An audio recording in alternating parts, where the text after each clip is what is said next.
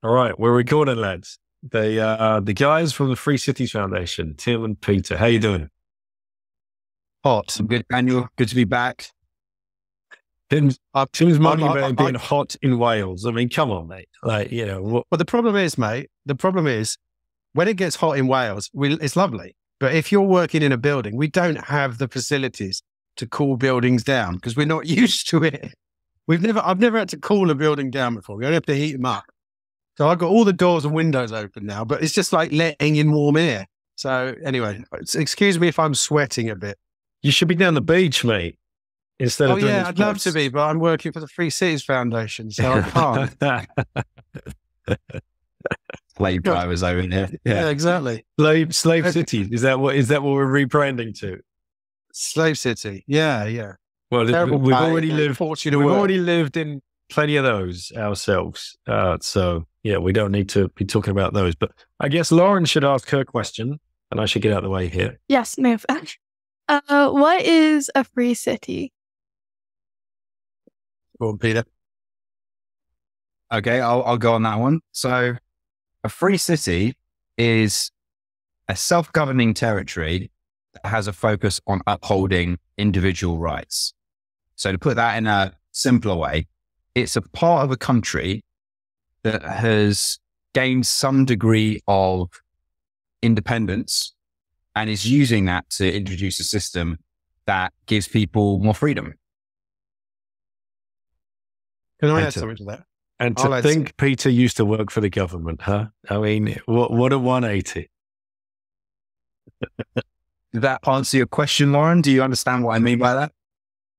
Yeah, and I think my dad explained it to me a bit, so that adds. I'll add something. Lauren, because we're from the Free Cities Foundation, so Free Cities is kind of a term that we're molding ourselves, let's say, because it can mean a lot of things. But at our foundation, free cities are on a spectrum, and there are different versions of free cities. At one end, you get places that are really looking for, to break away, let's say, or to become self-governing. But there are parts of the spectrum, like intentional communities, where people are coming together with the same ideology, with the same belief system. A lot of the ones we're interested in are the libertarian ones, where groups of libertarians are coming together and try and live by the principles of libertarianism.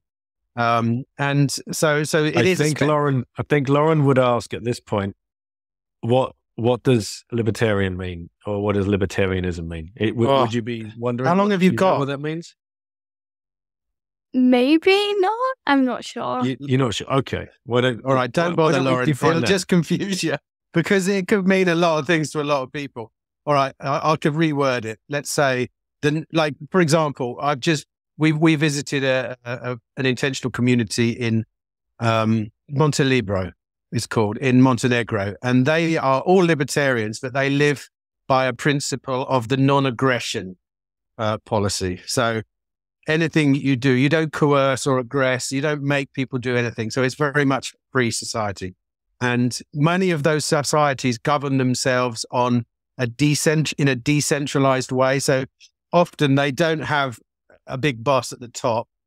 They have a sort of decentralized network of decision making, and a lot of them use modern technology to sort of like allow this to happen. But going down the libertarian rabbit hole, Peter's better at that than me, but we may be here for like 20 minutes.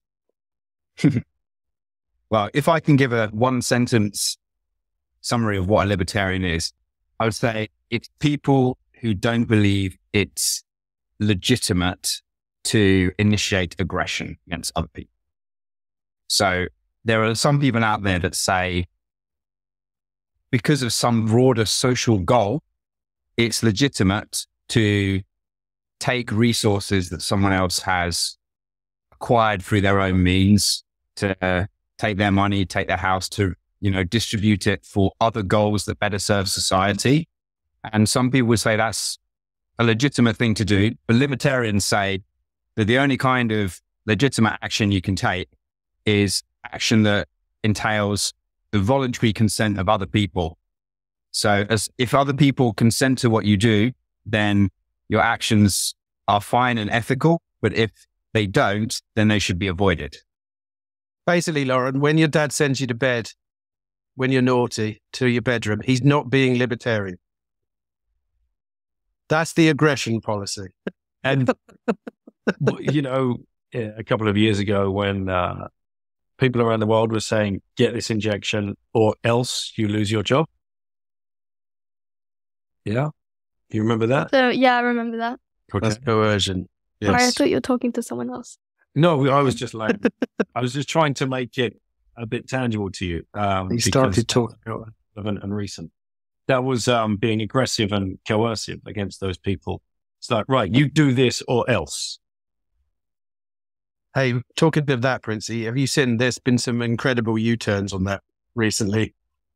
Various members of political parties saying, we never forced you to get the injection. Right. And then people are putting them together in clips where the next clip is them saying, you must get it or else. But I suppose pedantically, yes, many people weren't forced, but I think through coercion, you were as good as forced. Yeah. Okay. So questions done? Yep. All right. Yes. Do you want to say goodbye? Yeah, thank you so much. Bye. See you, Lauren. See See you you next time, again. Lauren. Bye. All right, guys. Well, thanks. Thanks for coming on. And looking forward to the conference. So a quick background on how the three of us got to connect originally was on Seyfeddine's course, which looking back was almost like therapy sessions when we were going through that in like 2020 and 2021. And nice to have three Brits on shooting the shit, bouncing questions off Safe, questioning some of the things as well. You know, it opened up a lot of really interesting debates and discussions and incredible learning experience for myself, and to have met you both, and then you both gone on to go and do your own thing and fallen into this Free Cities Foundation, I think is awesome. So I don't know if you want to kind of give a little background for the plebs of who you are, where you came from, and how your life has kind of U-turned over the last couple of years. So if we start with you, Pete, and then we'll shift over to you, Tim, and then we'll get into Free Cities. Yeah, well, when I started studying Seyfeddine's course, I was living in China. And at that point, I'd been working in the government sector, you could call it. So I worked for the UK embassy in China for a few years, and I worked for some companies that were assisting other British companies to export things to China.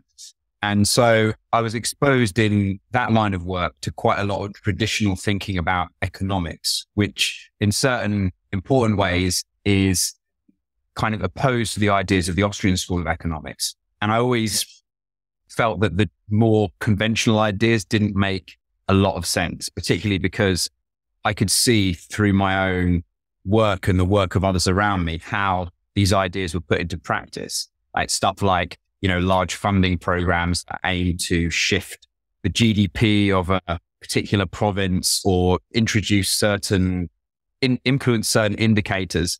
I kind of saw what they were doing on paper and what they were doing in reality and became a bit skeptical. So that led me to look at alternative explanations. And I found that the Austrian School of Economics was recommended to me. And of course, Seyfeddine Moose, the author of the Bitcoin Standard, for people that I'm sure your listeners are mainly aware, but for those who aren't, he's the author of Bitcoin Standard and another couple of really good books on economics. One's called Principle of Economics. The other one's called The Fiat Standard. And he was just a really good teacher, explained the concepts of the Austrian school in a really clear, succinct way, and sent me down a simultaneous rabbit hole with both Bitcoin and economics. And that eventually led me to leaving that more traditional government job and moving into an organization which promotes an alternative form of economic development, of societal organization, which is based much more on the ideas of voluntarism and lack of coercion that we talked a bit about at the beginning. And that is the Free Cities Foundation, an organization that's dedicated to creating these small autonomous territories that uphold individual rights. I'm sure we'll go into more detail about the particulars of that, but that's my rough story about how I got to where we are today. Take it away, Tim. What brought you to the Free Cities Foundation? Well, I'll start at when we met then at on SAFE's course. I came in from the Bitcoin angle. I was a Bitcoiner, and then prior to the lockdowns, during lockdowns, I think my kids started doing an online art course, and it's funny to think back now that I didn't really do anything online even just 2 years ago. And I saw them, basically they were doing art lessons with a very well-known British children's artist. And it was like, wow, that's incredible. You'd never get that. So I thought, I wonder if I can do a lesson, because, we were all sitting around twiddling our fingers. So I thought, right, who are the best known, and I Googled SAFE, and lo and behold, he was offering a course, and it was literally, I think it had started a week before. Unfortunately, it was Austrian economics, which is something that it was a bit boring. I was hoping there'd be like just a load of plebs on there talking about Bitcoin, but it was pretty hardcore. And I know Peter loves that stuff, but I was a bit like, I ended up just going there for the group chat kind of thing, because it was fun. We were meeting once a week, talking to SAFE for an hour and just having a laugh. And it was cool, because it was actually the first time I'd ever reached out online on Zoom to any real life Bitcoiners. I'd been a solitary Bitcoiner for years. So the lockdowns did have a good outcome. Prior to that, I know I was a photographer. I was a photographer on Fleet Street for years. Then I moved into film, worked for BBC and Discovery Channel, and made films and stuff. The way that, like I say, we all three met via SAFE, and then me and Peter hooked up a couple of times after, like during the lockdowns. A few of us took off, to just go and travel the world, because we figured staying in our own countries was getting a bit oppressive. And by that stage, I think a lot of people were realizing what even oppression was, because, prior to that, I think it was less talked about. Authoritarian governments always happened sort of over there in other countries, or in, and we were looking at it around ourselves thinking, and I remember spending a few weeks thinking, well, is this something that might happen in my country? And if it does, what do I have to do? And the lockdowns, as you know, just kept going on and on and on. So we went, right, screw this, we're going to go. So we took off. I took off with my family, and we went to Spain and then Mexico and a few other places, El Salvador. And when in Mexico, I kind of reconnected with Peter, who was also hiding out in Mexico, because he was a kind of digital nomad. So he just went to the place that had the least restrictions, like most people did at the time. And we reconnected there, and then he's been working with SAFE and a lot of Bitcoiners and various sort of like economists and stuff. And I think at that point, you can correct me if I'm wrong, Pete, the Free Cities offered you a job. And then we realized that there was some we could work together on, firstly, a film about Free Cities, which was a very short film, which we filmed at the Free Cities conference last year, just to kind of explain a film, because the Free Cities conference is when everyone comes together. It's like the big powwow for all the people, and it's a pretty dispersed community, as you can imagine. So they all come together, and you've got one chance to sort of like speak to absolutely everyone who's anything to do with Free Cities, intentional communities, all this kind of stuff. And so we did, and that worked. And then I think Pete just saw an opportunity to do more media, because there isn't a lot out there about Free Cities, and they're probably the idea. It's very much a fledgling movement, which is certainly, well, based on even just looking at the podcast listeners, it's a movement that's growing. So, and we know that. And I think, so we started a podcast that was about a year ago. We're on to episode number 42, which I've just published, which is an episode about a Russian couple who left Russia and have now bought property in an intentional community in Montenegro. So they're really interesting stories, and they're very specific. If you're into this kind of stuff, it's probably one of the only places you can go to find out what people are actually doing. But in a broader sense, it's anyone who's searching for freedom or self-sovereignty in any shape or form, but specifically around the ideas of free cities and intentional communities. Yeah, well, like I said at the beginning, it's great to see a couple of mates working together at a company which is going to make a huge amount of difference for people that are looking for this kind of shift. That they want to get out of that oppressive jurisdiction in which they live, whether that is the UK, France, Germany, Spain. These countries that you wouldn't necessarily think to be oppressive, but we do, and many others do as well. Sweden being another, prime example. So, Peter, Tim, we know about your role there. You're doing all of the media stuff. You're running the podcast. You're flying around the world. You're meeting people in person. I've been on the pod as well when we were at BTC Prague together. And so, what's your role, Peter? What are you doing at Free Cities? Where do you fit in? And what does your day-to-day look like?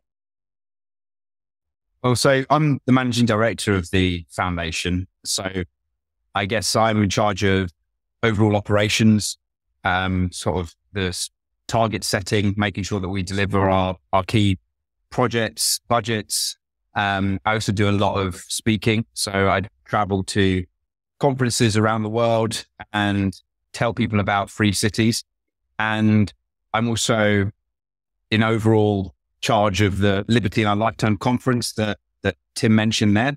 So about half of my year is sort of spent very focused on delivering that, which is, quite a lot of work. But last year was the first conference that I was involved in organizing, and it really did pay off. We had a fantastic time, and all the hard work seemed worth it. So I was there. Thank you for the invite, and thank you for giving me the honor of delivering a speech there, talking about parallel structures in education. That was my first time. That was actually my first time delivering a speech, but MCing comes a little bit more natural. And you invited me back this year to MC the whole event, which again, thank you very much. It's awesome to be a part of it because you do meet Bitcoiners there, and that's great. But then you meet all of this other freedom folk come from all around the world. And if we've got the freedom money, that's great. But we might not have the wherewithal or the know-abouts of where we can use that freedom money. And these guys, they've got the freedom living, but they might not understand, Bitcoin's the final piece of their puzzle where they can go completely self-sovereign. So it's great to have that mix of people in the same room. So what is it you're expecting from this year's conference? How many people are you expecting? What do you hope that is going to come out of it? And then we'll talk about some of the projects and some of the people that are going to be coming and giving speeches. Yeah, well, we expect to have about between 300 and 400 people at this year's event. And to give a flavor of what it's about and what it aims to achieve, I mentioned that I often go to various libertarian conferences around the world. And this is, a really fun thing to do, get to meet loads of interesting people. But what I find with most conferences is that they're quite focused on either sort of theory. So like, here's an interesting economic theory about, how we can apply libertarian theory to a certain situation, analyze it, or they're focused on trying to lobby national governments. So let's try and get through this particular piece of US legislation that will maybe shift the needle, a couple of degrees in the direction that we want it to go. And I personally think that's a great thing to be doing. It's a necessary thing to be doing, but our focus is different. We have a niche, which is we're not that focused on theory. There are a few theoretical talks at the conference, but we're mainly about looking at practical solutions for people who want to live a freer life. So this year's event, for example, we've got presentations from 14 different projects, which are based in Africa, Europe, Latin America, North America.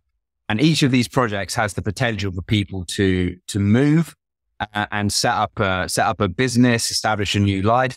So we've got direct presentations from people that are going to be like showcasing real opportunities across a range of geographies. And then on top of that, we've got people who are specialists in offshoring. So we've got Mikkel Thorup, for example, the host of the Expat Money Show. We've got a company called Liberation Travel who are working with us, who help people to relocate from Europe to Latin America. We've got Staatenlos, who are experts in perpetual travel, a bit like the story, how to do things like you did in your book, Choose Life, where you sort of take up and you spend a few months in each country. They're specialists in how to do that and manage your tax affairs, manage your, everything from like gaining a mobile phone to getting healthcare insurance, all that stuff, getting second residencies, getting passports. So we've got like this mass of people that are really focused on the practical side of how you achieve a freer life. And basically the conference will be a load of talks on that, punctuated by just some great networking opportunities, some great meals, an opportunity to kind of chat to other people and just sort of discuss these ideas and hopefully make some connections that can lead to an improvement in your life. All right. And again, I love the fact that you're both Bitcoin maxis as well, and plebs first. Where do you see, Tim, the opportunity here for people listening that are perhaps first hearing about Free Cities Foundation? And I know you've traveled to a lot of different places and interviewed a lot of different people. The overlap is like undeniable between the Bitcoin community and this freedom movement, for want of a better word. This place in Montenegro, did you go and actually visit that town? Yeah. It's, I should describe it first because it's a bit of a fledgling place, but it's a group of Russian libertarian expats who've basically bought some land in Montenegro and have started building Montelibro, which is going to be a sort of libertarian they call it MTL City, but it's not big enough to be a city. It's more like a community. And they have a clubhouse currently where everyone hangs out and, et cetera, et cetera, et cetera. Talking about how Bitcoin fits into all this, because it's interesting. Like I've spent a lot of time visiting a lot of these places now, and you see a lot of blockchains at work in these places. And I was always very much oh God, here we go, blockchain, this, that, and the other. I've always thought, look, you solve this problem with Bitcoin, you don't solve it with a blockchain. But taking the example of Montelibro, for example, they have got their own stable coin simply because they couldn't use euros. It's like the banking system in Montenegro is as arcane as any banking system. You can't really operate it. So, and I spent many hours talking to them thinking, look, I don't think it's a good long-term strategy, but actually I understand why they're doing it in the short term. And it's interesting because these are unutterable words as a Bitcoiner that maybe like a stable coin is useful. But I think a stable coin is useful. I was using it in El Salvador, spending dollars on Strike, for example. But seeing it actually, they solved a problem, which was they had to create a stable coin so that they could use it within their community. And they couldn't do it on Bitcoin. Or that at least they didn't think they could. I think the Liquid network might argue with them now. But certainly I believe in the long term, none of these projects will probably succeed wholeheartedly unless Bitcoin is adopted, because freedom countries and freedom jurisdictions need a freedom money. That's the whole point. If you can have your money switched on and off at will, what chance do you have of establishing a sort of independent jurisdiction? That's my overall feeling. But because we know this is a fledgling movement, the movement of free cities goes back, thousands of years. It's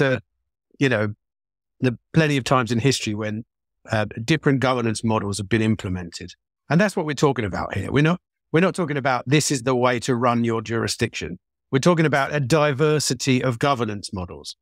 And that's what we're super interested in. We want to see new governance models start, operate, and potentially fail, so we know they're not good. And we want sort of free market and governance models, which we absolutely don't have these days. You're born into your country, you're taxed, you're at gunpoint, you're told how to live and what to do, and you didn't sign anything. You didn't sign on the dotted line to say, yes, I agree to all this. And most people, in my experience, don't ever contemplate that fact. The only reason I've contemplated it is because someone told me I had to stay in my house 2 years ago. And I looked around. I live in, as you know, in the middle of Wales, in the countryside. And people were, snitching on their neighbours for walking outside. I mean, we literally live in the middle of nowhere. It's like, and it times like that, when that kind of governance overreach touches your life, you then start thinking about it. Well, wait a minute, what about all the other stuff? And I think this is why this movement is kind of happening, is kind of moving relatively quickly now, because more and more people are coming up against an authoritarian-like regime. I'm not saying that we live in necessarily authoritarian regimes, because we don't. But they are being told what to do more and more.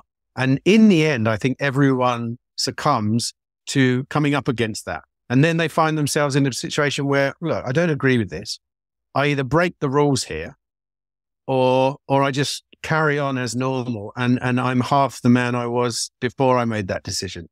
And that is soul destroying. And I think some people, that happens to some people. But if it doesn't, it actually does strengthen your ideas, and it does strengthen your resolve to be free and to live free, Anything to add on that, Peter?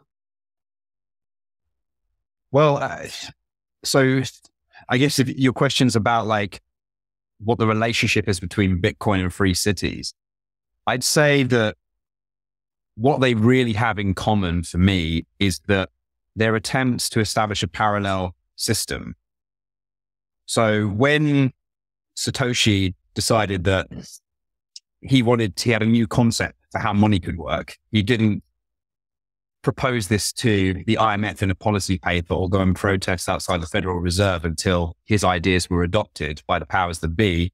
Instead, he did the hard work of creating a new system entirely from scratch and offered it to people, allowed them to voluntarily opt in. And through that, Bitcoin grew to be, a network that so far at its peak's been over $1 trillion in market cap, all from some guy playing around with a computer and then getting a few cypherpunks on a mailing list to join him. And no one was coerced in that process. No one was coerced to use this technology. And so what free cities have in common with that approach is that they're not an attempt to try and lobby and convince existing populations that our ideas are right and get them to change the political system they live within to a political system that we advocate. Instead, what they're doing is working with virgin pieces of land that have either not been developed previously or have been acquired through peaceful voluntary sales. So no kind of coercion or expropriation involved. And then taking that land, investing in it, doing the hard work of developing infrastructure, putting in money, bringing people in, creating your ideal sort of legal structure. And then from that, voluntarily asking people if they want to be part of that story. And no one is forced to move to a free city, but free cities generally, because most of them either are or aim to be run as for-profit businesses. Most of them have an incentive to be pretty welcoming and pretty, cast a pretty broad net in terms of who they like to attract. So there's definitely, I think, commonality of approach between the approach of Bitcoin as a system, it being a voluntary parallel system that exists alongside the old, and the free cities approach. But there's also, I guess, the fact that these systems are based on on voluntarism in themselves. So with Bitcoin, it doesn't derive its value through taxes in any way. Some would argue that modern monies gain a significant amount of their value because they're demanded in tax by governments who have the power of coercion behind them. But Bitcoin doesn't have that. And in the same way, free cities have a physical contract. So Tim was mentioning in his answer that free cities, that he never signed a contract with the UK government that stated that he could be locked in his house. Well, in free cities, the system you live within is written down in black and white, and people that want to live within that system have all the terms, and they would voluntarily opt into them by signing the contract. So there's an entirely different system, and both the system of free cities and the system of Bitcoin have that kind of voluntary opt-in approach in common. Yeah, opt-in's the word. For so sure. An actual social contract rather than the abstract one in which we live under at the moment. Yeah. An actual contract that we call a citizen's contract. Yes. And this is a contract signed between the entity that operates the zone and the individual citizen. And in the case of any disputes, there's an independent third-party arbitrator that will resolve those with, consequences for either side if the results of that of the arbitration are not abided. It's probably worth mentioning as well, Dan, that particular model is very much the free private city model, which is one of the main models of the guy that founded the foundation, Titus Gabel. That was one of his he solidified that idea. At Free Cities, we also cover communities which are moving in the direction of freedom. It doesn't necessarily have a private contract. All right, let's go through some of these. This is kind of an umbrella term we use. But I guess one of the models that we advocate most, there would be these very clear legal protections that I mentioned, with a citizen's contract and a private governing entity. Let's go through some, and some of these are going to be at the conference, showcasing what they're doing. And one close to my heart is Prospera in Honduras. So I've yet to be out there, but I had Eric on the show. My goodness, back in 2021, I think, who was heading up the project over there. He might still be. I have no idea how that's come along.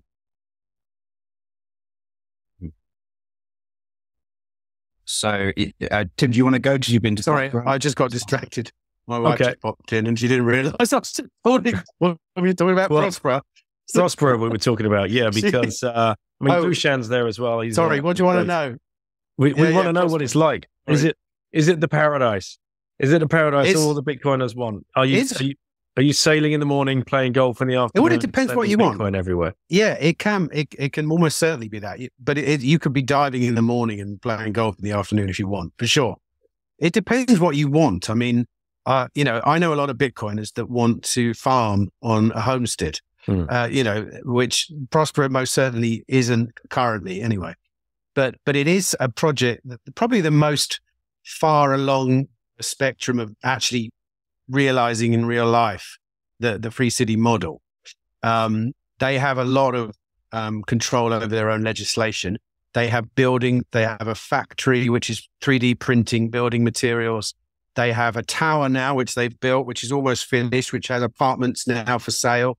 They have a whole resort that they basically, part of the land area that they managed to commandeer was an old sort of resort that had gone out of business and it was in disrepair. So they did that up. So they've got that as well. And like I said, Dushan's got the Bitcoin Center there, which is an old Montessori school, which got relocated and the Bitcoin Center became that. What's fascinating about Prospera is that it's actually really there and it's really actually happening. And like Pete says, we're very much interested in becoming involved in projects which are doing something. The theory is the theory. And it's pretty obvious what the theory is. You create an alternative governance system, or you create a contract, or you create a citizen's contract or whatever. But let's see how that plays out in real life. And Prospera is interesting as well because Prospera was given its autonomy during a sort of right-wing government. And recently a left-wing government got in Honduras, and they've sort of publicly come out and said that the laws don't apply all of a sudden. But so now we're seeing play out, a legal entanglement, which will be very interesting to see, because as far as you can tell, the legal side is completely set in stone, and Prospera's team are obviously well equipped to deal with that. That's one of the ways you can protect a jurisdiction, is have international treaties, which they have with other countries, and et cetera, et cetera, et cetera. So, Prospera is probably the best example, because not only have they got autonomy to a certain degree, they're also now coming up against the host government, let's say, which is one of the questions you're always asked. What if the government just steam in and steal everything and shut you down? And in Prospera's case, it's a legal.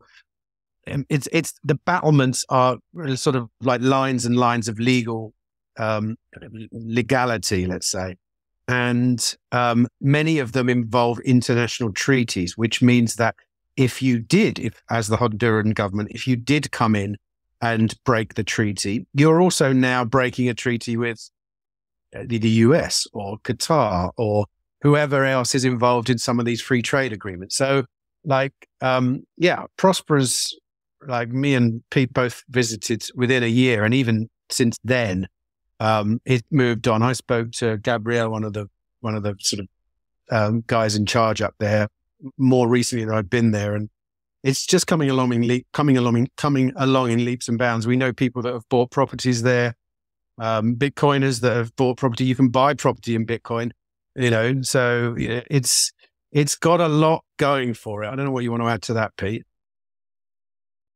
Yeah, just that I think you covered all the key points. Like, it's this autonomous zone within Honduras set up under a 2013 law called the ZA Organic Law. And basically what that allowed was that special zones could be established where an entirely different legal system applied to the companies that were staying there.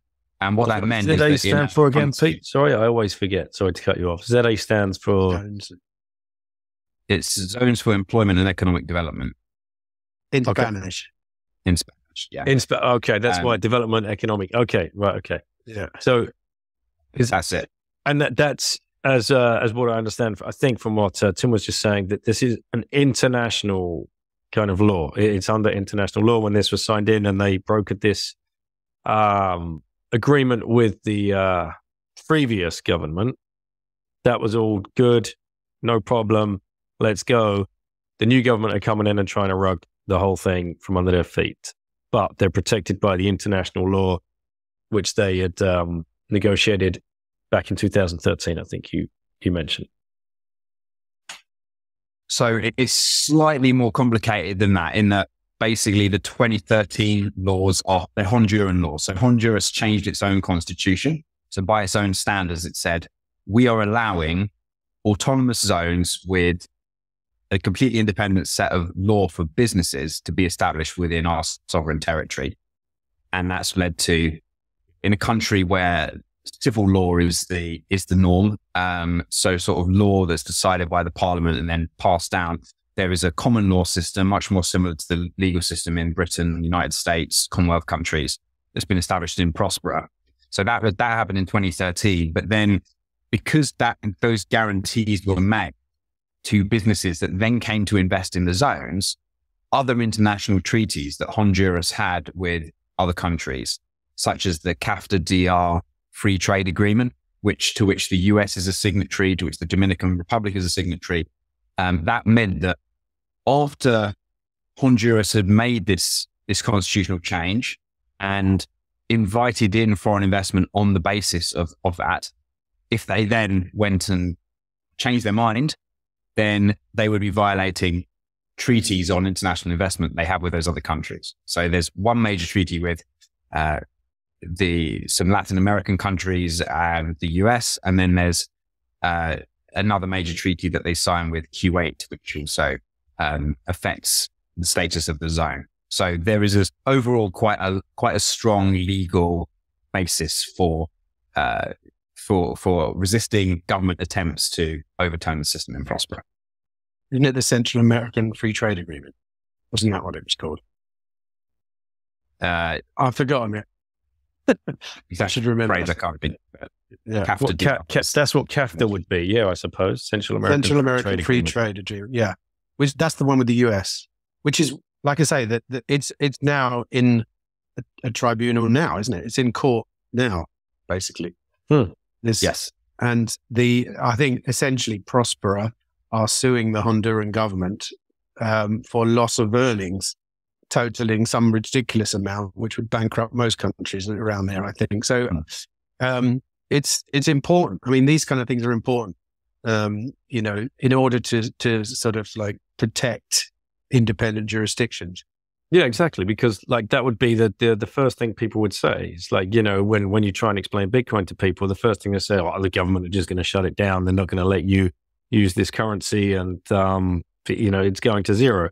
And when you like try and we're going to go live in a free trade zone, and we're going to create our own laws, and people are going to just side eye you and like, nah, the government will just bulldoze you down when they're finished with you and move you on, and you're not going to be welcome.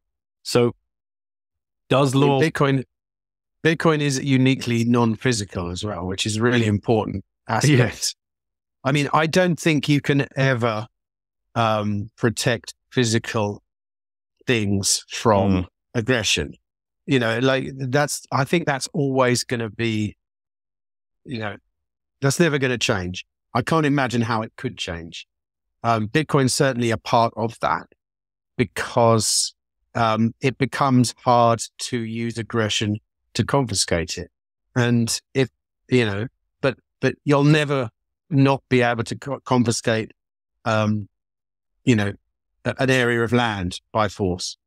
Hopefully, in my own opinion on this is that culturally things will change. Bitcoin, when Bitcoin's adopted, it can change the way people think about things like that, and it can change the importance of establishing physical territories as well. So, I mean, who knows? It's a very long project, and I think I would love to be alive in 250 years to see what the state of the world is by then, because we're obviously, indisputably, in a period of upheaval now.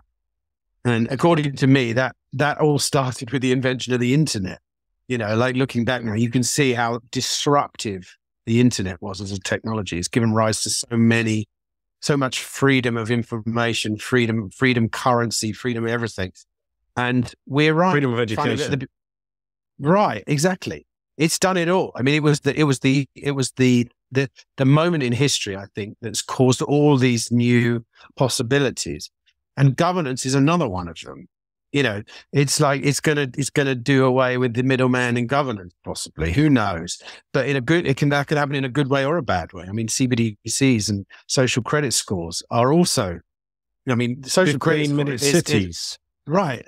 A social credit score is a governance model based on algorithms, and it's incredibly scary because it's very scalable with very few people. That's actually a good point, right? The 15-minute city narrative that's being pushed now, certainly in the UK, I've seen it pushed quite hard. And this idea that cities are going to be everything that you're ever possibly going to need would be within 15-minute range, and you're never going to need to go any further than that 15 minutes. So you won't need a car, and you won't need this, and you won't need that, and you'll live in your cube, and you'll eat the bugs, and you'll be happy, right? All of this kind of stuff.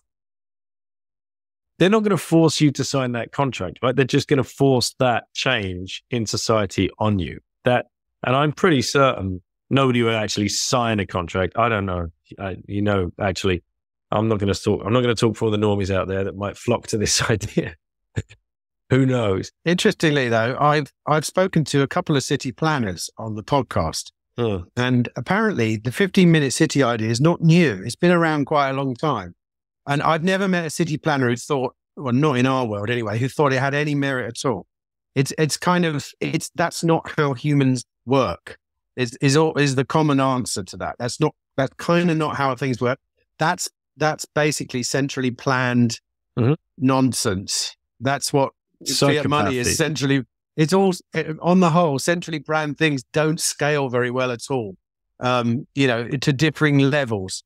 Look at the best cities in the world. They evolved possibly over hundreds, maybe even 1,000 years. They were decentralized. They were planned to a degree, but they evolved naturally. And I think what 50-minute cities and zoning of cities and all this kind of stuff does is basically try and enforce a set of rules on an incredibly diverse group of people who often have nothing in common, and it's like trying to get a square peg in a round hole, It never works. Have you come up against the argument that perhaps a free city would be deemed centrally planned by Bitcoiners? Would that be some of the pushback that you've come up against? Sure. I mean, that's a very common, retort. But my answer would always be, well, don't go and live there. Don't live in the centrally planned city, or choose the jurisdiction that best fits what you're looking for and best serves you.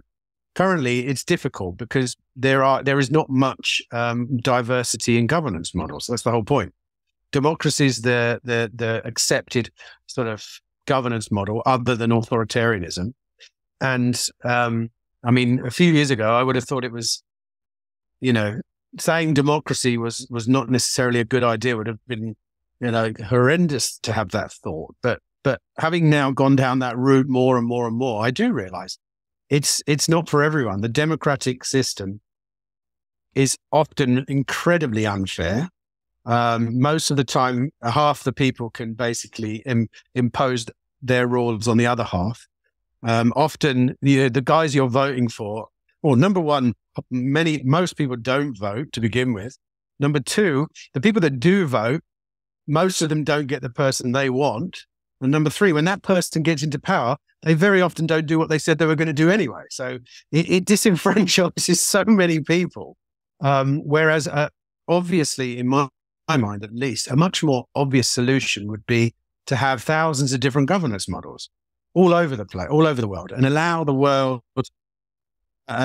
people to sort of vote with their feet rather than with a tick, and go and live in the place that suits them the most. And you'll soon find out which governance models work the best. I mean, I think America's a good example of this. America was a fantastic experiment in governance, and lo and behold, they became the most powerful nation in the world. They had the foundation of freedom at the core, and look, obviously there's a lot of people who would complain about the state of America at the moment, but if you look at how it was founded and on what principles, there's a reason why it became such a successful place. And in my mind, that was its insistence on freedom and small government in particular. Okay, here are the rules for the government, rather than here's the government and here are the rules for you. It's like, here are the rules for the government. This is what they can't do. And as a result, you had a flourishing nation that ended up being the biggest nation in the world. And here you are sat in a country where the last two prime ministers were not voted in by the people. Exactly. It's so like messed up. I mean, it's good. I mean, I'm glad it's messed up in a way, because it gives us the opportunity to create parallel versions of this. And I think a lot of people are still stuck on the idea of trying to change things from within. And there is still a part of me which sort of thinks, could we? But I think the best, and I learned this from Bitcoin, like Pete said, the best protest you can make is, to kind of, it's like to criticize by creation. You create something new, and you don't appeal to power and say, like, will you adopt this thing? You just adopt it. It's what I love about Bitcoin. It's the perfect protest. You don't have to do anything. You're not even fighting anyone. You're not doing anything. You're just doing something else. You're switching your focus from here to there. And as you do that, and as more and more people do that, this thing here starts losing is power over you because you've chosen this thing. And that would be the ideal scenario in governance too, for me. So Pete, there's about 14 projects, I think, listed. They're going to be showing up and presenting at Liberty in Our Lifetime. I've chosen one. Why don't you throw one out there for whatever reason, and let's get into that and give the plebs another idea of a different project that's popping up out there. Well, we've talked a bit about Latin America, so let's go to Europe and talk about Sark. So for people that haven't heard of Sark before, it's a very small island, one of the Channel Islands, near to Jersey and Guernsey, population around 500 people. But we have got the leader of Sark, that is called the Seigneur of Sark, and one of the key people that's working with him to attract more people, more investment to Sark. We've got them giving a joint presentation at the conference. So Sark is a bit different to the other free cities projects we have in that it's not really like part of an existing country that is seeking to become autonomous. It's sort of got this de facto autonomous status already just due to the accidents of history. It's got a very minimal governance model. It's famous for having the shortest tax return in the world, which consists of basically a single sheet. And you write some information about your property, and they work out how much tax you pay for your property based on, the land value. So we've got people coming to explain why you should consider moving to this particular Channel Island, or if not moving there, doing business there, and how a society that has a very minimal government is still able to function and flourish. So that would be another one that I would highlight as one to watch out for those that are attending. Have you been? I have not, unfortunately, because we're quite fortunate in that all these new projects are coming to us. I haven't managed to visit all of them so far, but others like Prospera, Sierra de Morazan, Montelibro. Yes. Free Madeira as well. That's one of the things that we put on our list as well as a project. So I visited those, but Sark is still on my list. Hopefully one for the next few months. Yeah, I'm looking at it now. Yeah, I mean, it looks idyllic. And I remember actually we were on Guernsey for a family wedding, and I remember there's a ferry that you could take over to the island of Sark. So that's right. Yeah. Huh. Interesting. Tim, have you been to Sark? No, I haven't. Me and Pete have been to. We've done all the same places. We've been traveling this year, visiting as many as we could, and just creating contact with the people, and obviously interviewing as many of them as we can. Trying to build up, like I say, it's a very young, fledgling movement, and we're trying to consolidate it, if you know what I mean. And it's working as far as I can tell. But there's a long way to go, and there hopefully will come a time where there will be too many of them. I mean, me personally, I would like to see a world in the future covered with independent jurisdictions. That would be the ideal. So, and who knows? I mean, fortunately, I get to speak to some really interesting people. You remember, like how the kind of people that were at the conference last year. Mm-hmm. There's a lot of pretty crazy ideas and pretty sort of auteurs, I would call them, and I get to speak to them on the podcast, and it's incredible. They're really opening my eyes to possibilities that I never would have thought of before. I'm thinking about, one of the people I can't wait to meet this time, because I haven't actually got to interview any of them, but this time of the conference, there'll be quite a number of seasteaders there, which is a fascinating concept in itself, and one that you would have thought was just a pie in the sky idea, but actually no, there are prototype structures. And by seasteading, just so everyone knows, these are people that would live in jurisdictionless areas of the sea, even creating islands of floating seasteads, which kind of link together, it would be the ultimate sort of freedom sort of situation, because nobody necessarily owns certain parts of the sea outside of the first number of kilometers offshore. But also there's people talking already about outer space and Mars. Like, I've had 3 very deep conversations about how you would govern Mars. Like, what are the rules? Like, what's Elon thinking? Because basically, if you can correlate Mars to any form of frontier that existed, even the American frontier. I mean, frontiers are in short supply now on the Earth. There's almost no such thing as a frontier apart from possibly the sea. But space is the final frontier, without sounding too cheesy. And it will allow people the opportunity to implement whatever governance models they want. And in particular, like, for example, it's typical, classic government, the UN have all got together and signed a treaty to say, nobody owns outer space. That's it. It's sorted. That was done in the 1960s, apparently. It's like, well, hold a minute.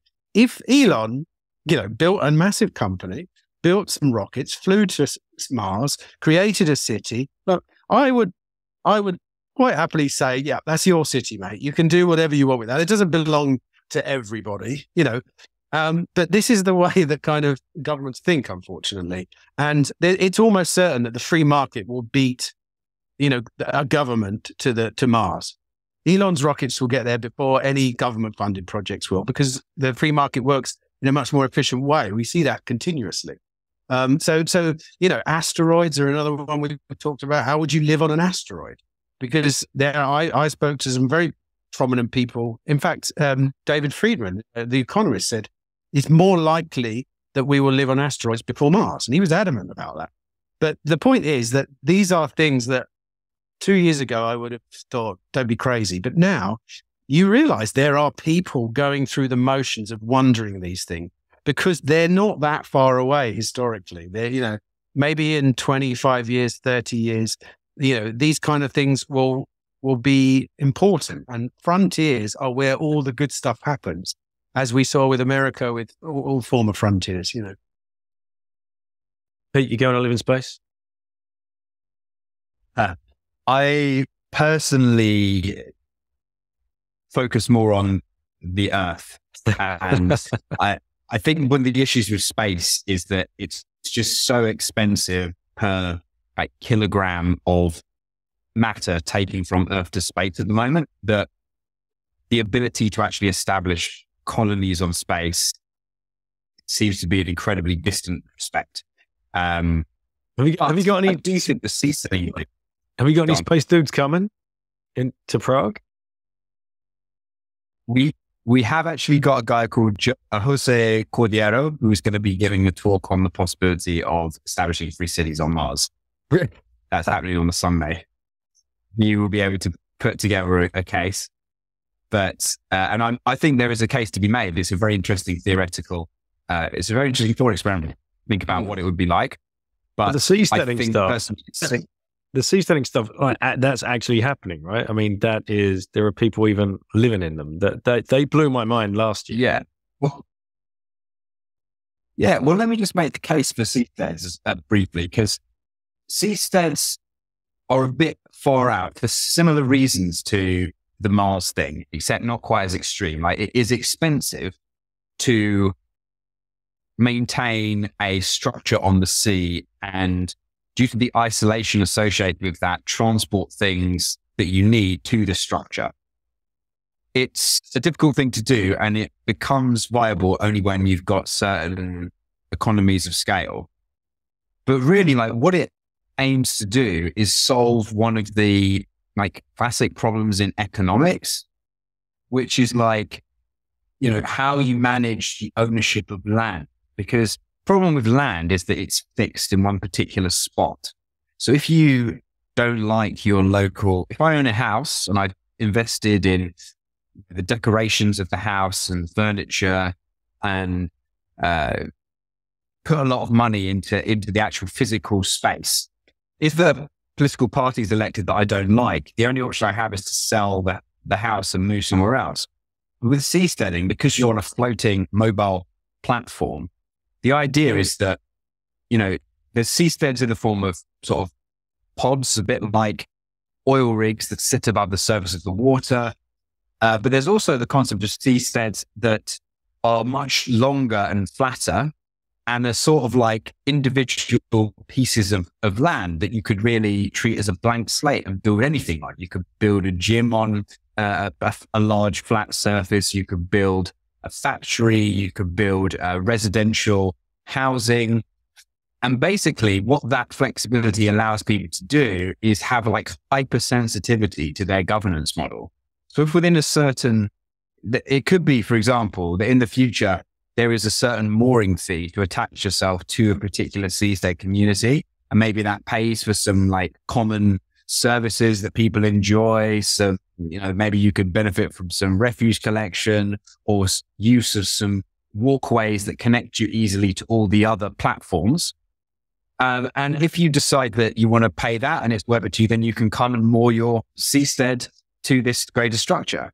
But in the event that there is a changing governance model and a tyrannical organization takes over that tries to increase the fees and abuse its customers, then you just have a really super ability to unmoor and go and find another community. And so that idea in itself, I think, is quite powerful.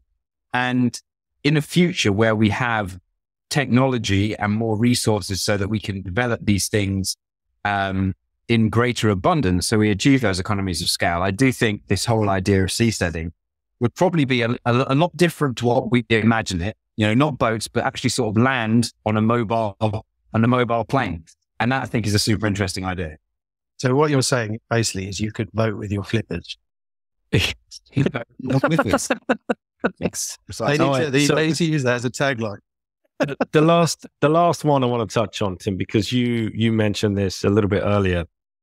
Bitcoiners are being drawn to like the idea of homesteading, raising some cattle, growing their own fruit and vegetables, having solar, finding some land with its own water, going self-sovereign and independent as they possibly can. Obviously, seasteading doesn't really satiate that need. You're not raising cows on the ocean.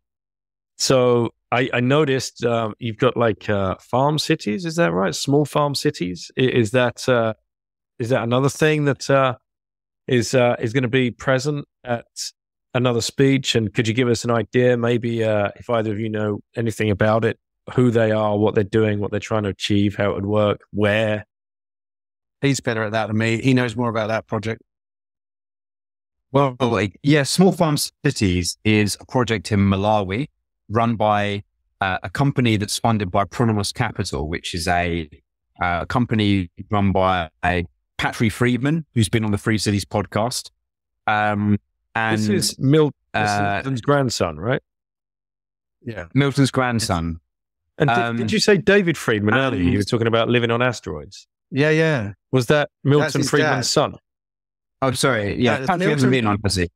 David Friedman's been on the podcast. David's been on. Patrick's his son. He spoke at the conference last year. He'll be there again this year. He helped founded Seasteading, didn't he, Patrick?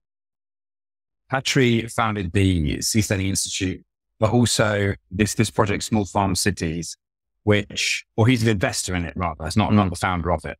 But this project really is focused on solving a problem that's quite common to countries across sub-Saharan Africa, which is ambiguity of property rights.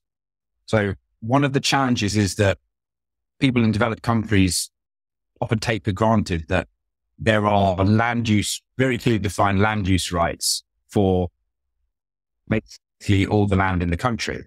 So if you want to buy land, there's a title and a deed that's registered at a government office, and there's legal processes for transferring that title from one person to the next. And that kind of system doesn't exist in many parts of the developing world. So you have a situation where people are occupying land or farming land or building on land, but they don't have a clearly defined right to it. And the borders of the land that they are occupying are kind of ambiguous. John Locke defined or said that it's legitimate to own land as long as you put work into developing it into something useful. But then there is an inherent vagueness around how you define, what doing work on land. Is a tiny bit of tilling enough to bring land into your ownership? Well, basically, this is a common problem. And the result is that people in lots of developing countries are using land, but they can't transfer the title of that land to someone else because they have no official right to it. And the result of that is that there's less investment in the land because people are not likely to put significant capital into land that they only tentatively own. And they're more likely to sort of take short-term actions like over harvest land rather than undertaking practices that are more expensive in the short term, but will result in the land being having better long-term yields. So basically what Small Farm Cities does is it attempts to resolve that by creating clear property rights in land. So it's a farming community that has a number of local people working there, producing crops like tomatoes. And the individual people there have a kind of stake in the project and are granted sort of individual ownership of the land so that they can put their effort into it, so they can develop it, and so that they can sell that land to other people. So I think it's a really exciting concept. It's a concept that's quite aligned to libertarian values because libertarians are keen on clearly defined property rights.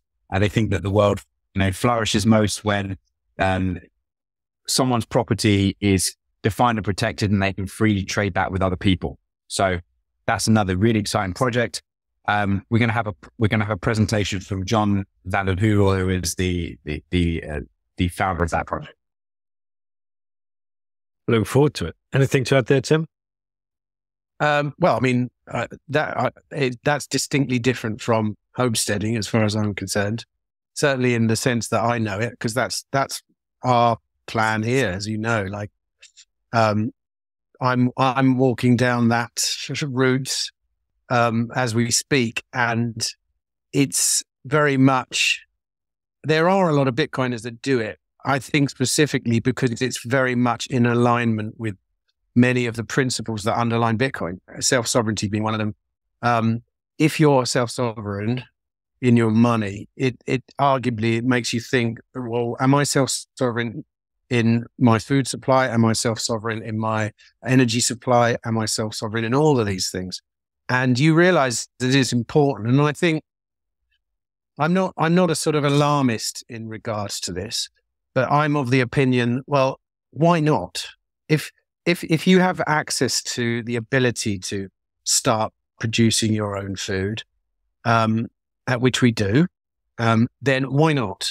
It's also a very fulfilling thing. And I think as I've got older, I've realized that, what am I going to do when I'm older? Like, what am I going to do when I'm retired, for example? I'm going to be probably still doing exactly what I do now, which is promoting ideas and living as near to sort of off the land as I can, because they're both incredibly fulfilling things. And it goes without saying that in this day and age, being self-sufficient is far more expensive than not being self-sufficient. You do self-sufficiency because it's a labor of love and because you believe in it. And one day it may pay off. But if it doesn't pay off in the way you think, it will be paying off on a day-to-day basis. As you know, providing for your family involves currently earning the money to go and buy food from a supermarket. But I would argue that there is far more to be gained from providing literally for your family. And if you're in a position where you can afford that time and afford that space in your life, I do see that as a very important thing to do. And who knows, one day it might be true. There might be, the future that many people worry about may appear. And if it does, I will be happy that I was already ahead of the curve, which was another Bitcoin, certainly from all us lot from back in the day, was very much something, and I think it's still true to this day, that you know that becoming involved in Bitcoin is something that you do for your future and for the future of the people that you know and love. And the time to not becoming a Bitcoiner is when everyone's trying to become a Bitcoiner. And it's not the case at the moment. There are people, it's a movement that's gaining a lot of traction, as we can see, but still, the time to be a Bitcoiner is now, not when you have to be, when you're being forced to become a Bitcoiner in the future. And I think the same goes for self-sovereignty in land, food, energy. Now's the time to experiment with it before you're forced into the situation. So whilst that's not necessarily connected with free cities, I think it's very much my own personal opinion on how I want to live. And, if all I care about is being able to live like that. At the moment, it's in the UK, and I suspect it will be for a while. But my way of sort of protecting myself from losing that is to be as ungovernable as possible, in the sense that I live as remotely as I can. Like we were talking about 15-minute cities at the beginning of this podcast. I very much believe that when it comes to authoritarianism just wants to basically collar about 97% of the population or 95% of the population. And it's always the easiest ones. And if you live in a city, you're very prone to being controlled by a very authoritarian regime. But there is a limit to how far that can stretch. And I think one of your sort of like best solutions, if you do plan on staying in one place and not moving and not voting with your feet, is to put yourself in the position where you're kind of left alone at the extremities, at the edge, where it's not economical to try and govern you in an authoritarian way. It takes too much resource, and you don't matter. And I think possibly that's the strategy that we have, at least. Hey, do you envisage, like, over the next 5 to 10 years, a time where I, as a pleb, could pick up kind of like a nice brochure, like we used to back in the day when we were shopping around for, where should we go on holiday this year, dear? For jurisdictions to go and live in, like a Free Cities yearly magazine drop, the latest catalog, and new for this year. That is the free communities directory already, mate. Yeah, we've got one of those already. Go to the free. Is it free-communities.org? I think free-communities.org. Yeah, it'll tell you about all the projects we're interested in. And there's not many dots on the map at the moment, but obviously in the future there would be, and it is basically what you're describing. Yeah. It's there's two categories. There's projects in preparation and established projects, and we've got 14 entries now in that directory. Most of which are appearing at our conference, a couple of which still have yet to make it over to one of our conferences. But that has got information. Some of them are shorter articles. Some of them are like Prospera, Leonard Morazan articles are a lot longer. But they've got all the information about, what the current state of play is. What do you do if you want to move there? How do you become an e-resident? What's the political situation? So I'd encourage your listeners to go and check that out if they're thinking about going to, a region of the world and want to check in on their local free city projects. There are some options in that directory. Also, look back historically through the podcast, because we are, every time we find a new project or go somewhere, we're interviewing real people who are actually doing it. Who have bought a property in Prospera, who have bought a property who are actually digital nomads living off, they're earning money. How do you do that? What's the best job to get into if you want to be a digital nomad? These are all, we're very much interested in how to live in the 21st century in a free way, whatever that means. And, we do a podcast a week, and there's 42 on there already. And I've got so many lined up, and they're all really interesting folk, There's something for everyone in it. And I know I'm the host, and I'm obviously going to say that, but I genuinely do believe that. Because it takes a lot for me to be interested, in things. And it's fascinating and if you're a Bitcoiner, it's even more fascinating because it is a governance. Yeah, it's very much, it should be of concern to you. And it is. Most Bitcoiners think about these kind of things all the time. That's why they're Bitcoiners. They want self-sovereignty. They want freedom. They want to be left alone in many situations. Some people don't want to be left alone, but they do want the freedom to experiment. And they want the freedom to transact. They want the freedom to do, all these things. And that's at the heart of what we do as well. It's like we want to see people experiment with governance. Currently, you're not allowed to experiment with governance in a way, and in the same way that up until Bitcoin, you weren't really allowed to experiment in money because all the old versions of Bitcoin that led up to the emergence of Bitcoin were all shut down because they didn't quite get the decentralization bit right, So it'd be interesting to see how the Free Cities movement deals with that problem because it is a uniquely different one because Bitcoin's non-physical in many ways, like the actual, there's obviously the mining side of it, which is very, very much physical. But the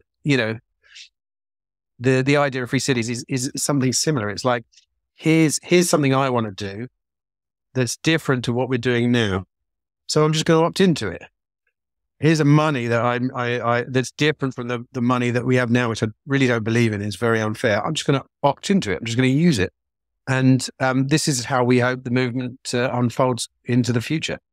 I've often thought about how Bitcoiners can add value to some of these communities. And it always comes back to the idea that somebody with, good electrical engineering background obviously would be very handy, but, setting up kind of like especially if you're one of these intentional living communities and you're trying to build a community on land that is perhaps, pretty far away, secluded, but the idea that you can have an electrical grid and you can have expertise on the ground and you can be mining Bitcoin and managing that grid. So I would urge any plebs out there that are listening to this and thinking, well, I could add value in that way, to reach out to some of these projects because you never know where that might take you, right? Definitely. And because I've spoken to a lot of Bitcoiners over the last year on the pod, the subject of mining does come up quite a bit. I'm thinking of, I was talking to Alina Vranova from Satoshi Labs, and she talked about some projects in South America where they're basically, mining and turning the mining revenue into education, literally. Like they're funding schools directly with mining profits in places where there's a massive glut of energy. And Free Cities, this is a perfectly adjacent idea to the Free Cities idea of generating a way of generating income in, like you say, these kind of places. We've seen it there's a number of all Bitcoiners know about the small projects in Africa where our community's got a bit of hydro. So, okay, let's fire up a couple of ASICs and now everyone gets a free 12-volt battery, three 12-volt lights in their house and things like that. But it scales very well, and I was just looking at where it was that Elena, I've forgotten the name of the country. Paraguay. But it's Paraguay, yeah. It has scaled brilliantly there. They've got large mining infrastructure there. All they need is the cheap energy, which we know. Cheap energy exists all over the place. It's completely unwanted energy, And who knows? Why wouldn't part of the free city infrastructure be places that originate out of places with a huge glut in available energy that no one knows what to do with? It would make sense to me, just like it. Yeah, on some of these seasteading projects, there must be tidal electricity that can be harnessed. Almost certainly. Yeah. I mean, like I say, I've not actually spoken in depth to any seasteaders yet. That's going to happen in 4 weeks' time or whenever the conference is. I'm going deep into it because whilst personally I'm not necessarily a fan of it, I can see why, because it doesn't suit my personality type. I'm a barefoot in the forest kind of guy. I would miss all that stuff. I'm still fascinated to see how these people tick and what they're coming up with, what ideas they've got, and how it's being implemented. Because I think it's phenomenal. But like Pete says, it does solve a very important problem, which is how do you take your land with you when you want to leave? Land's not very liquid. It's like, especially if you built your own house on it.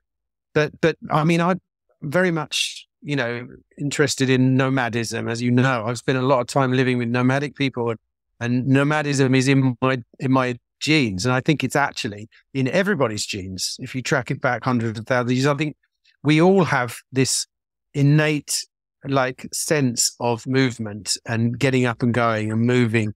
In the old days, we moved with the animals, we moved with the seasons, we moved with whatever, but also just the notion of exploring, all these things. They're very deeply ingrained human tendencies, and seasteading really allows you to experiment a little bit there. Obviously, it brings up a whole new load of problems, which I'm interested to find out. Like, what happens when there's a hurricane or a tornado or whatever? I don't know. Like, what happens when you get a tidal wave? Who knows? I know that a lot of these structures are so massive. And you mentioned earlier, look, no one's going to be farming on a seastead. I think you're wrong there. I think lots of people are going to be farming on seasteads if they arise, because we're talking about phenomenally large structures, which, for all intents and purposes, will just look like you're on land. All right. Interesting. In the future, mate. The future. I look forward to seeing some more presentations about it and cornering some of the guys and having a question and questioning them about it. I guess we should leave the final shill over to Peter to tell us about when the conference is, when it's going down, where it's going down, what to expect, hint at ticket prices, whatever you need to do. Sure. Yeah. So the conference takes place in Prague, a beautiful city. We've got an amazing venue called Empire Hall, which is right in the historic city center. So most people are arriving on the evening of Friday the 13th, and we'll be doing a few informal drinks things then. But the main program starts on the Saturday. We're gonna, as I say, feature 14 different Free Cities projects. We've got sections on voting with your feet, sections on learning with history, sections on technology, new frontiers. We've got some great Bitcoiners who are going to be there and speaking there. Nuts Svanholm's one. We've got Alex Svetsky has just confirmed as well. We've got our founder Peter Skable. So there's going to be a load of exciting things happening. And then we have a big dinner that we're going to on the Saturday evening at a restaurant called Restaurant Milnek, overlooking the Charles Bridge and the main river that runs right through the center of Prague. So, just for those that want to come along, I recommend going to libertyinourlifetime.org and checking out the information. The tickets are €329 for a general admission pass. And there's more if you want to go to the VIP dinner as well. But we recommend just checking it out. And if it sounds like your kind of thing, then I'm sure it will be a really great weekend of lots of idea sharing and networking with great people. Excellent. And if you use that code BITTEN, you do get a 10% discount if anybody is interested. We'll be there as a family and really looking forward to it. Everybody, the whole family enjoyed it last year, watched pretty much every single talk. So final question, guys. I think you know what it is. If you had just one orange pill left to give to somebody, who would you give it to and why? Dude, I've had 3 of these already. I still think my last answer was the definitive one. I'd take it myself and see how deep the rabbit hole goes.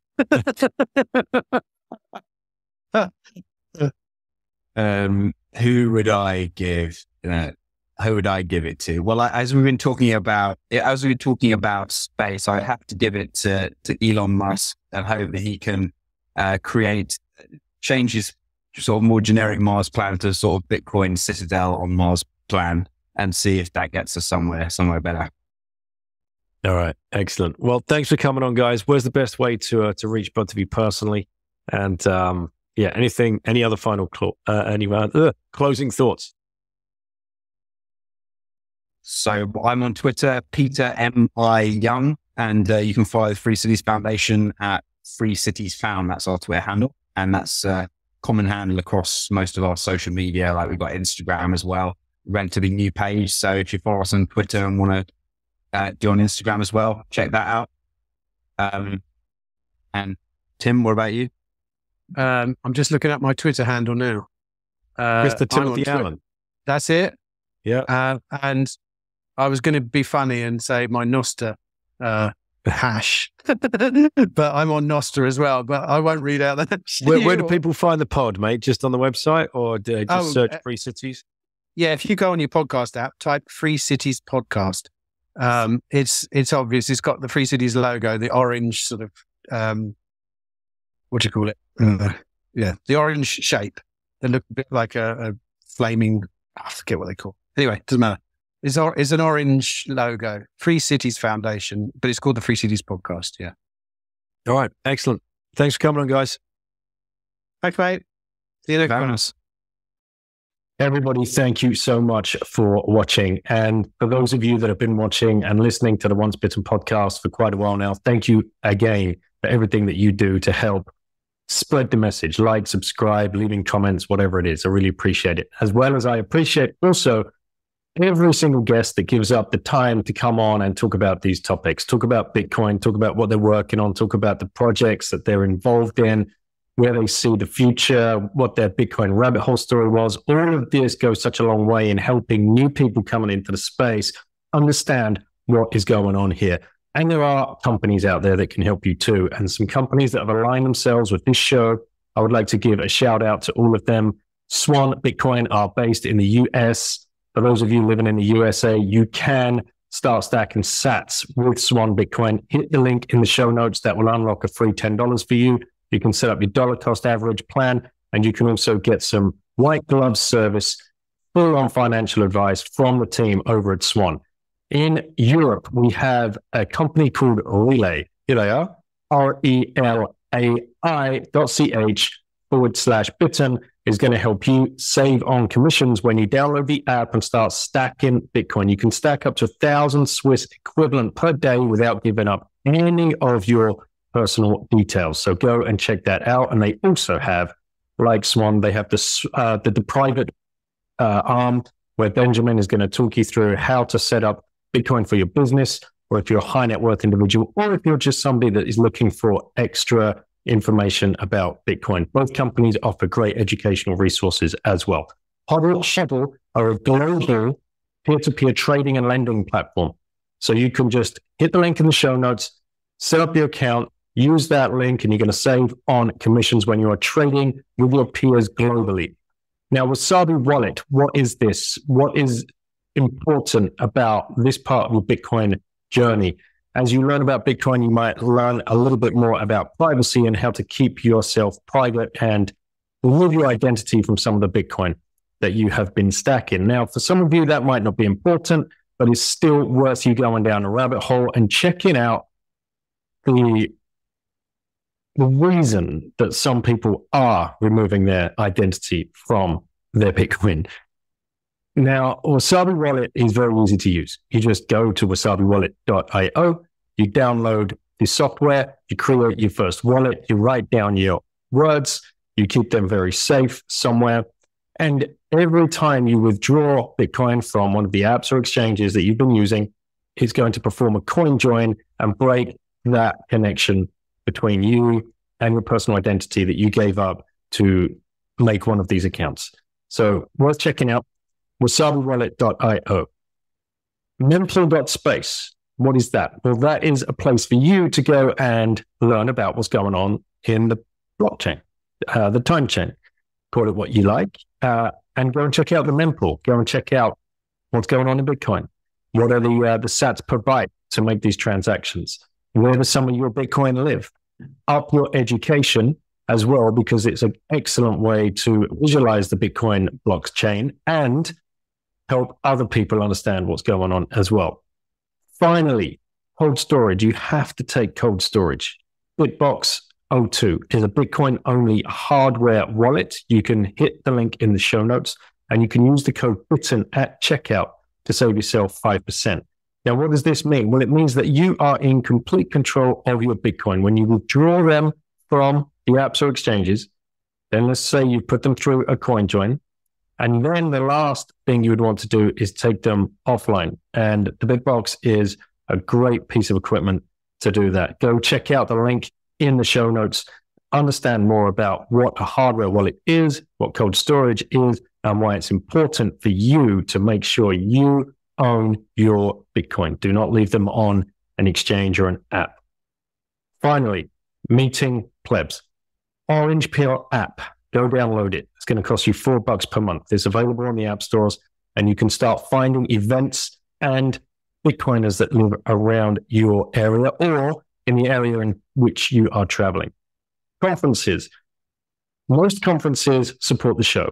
And that means if you use the code BITTEN at checkout for any one of these conferences, you'll likely get a 10% discount.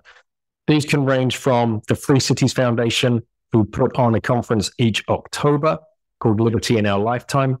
Bitcoin Amsterdam, put on by Bitcoin Magazine.